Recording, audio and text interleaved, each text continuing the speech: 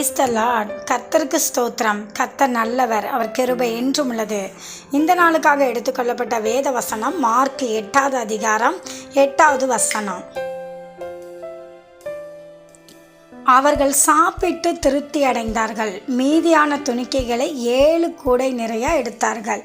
ஆமென். இதை பார்த்து கொண்டிருக்கிற பிரியமான சகோதர சகோதரிகளே, மலை பிரசங்கம் தேவன் பண்ணிக்கிட்டு இருக்கும் போது நிறைய ஜனங்கள் இருந்தாங்க.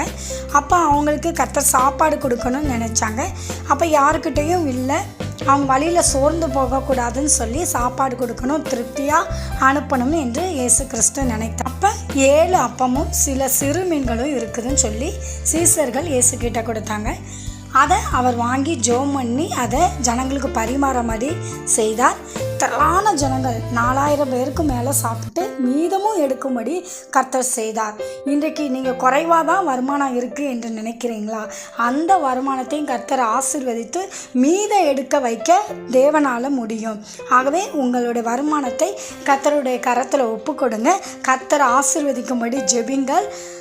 கர்த்தர் அதை ஆசீர்வதித்து மீதம் எடுக்கும்படி செய்வார். ஆமென்.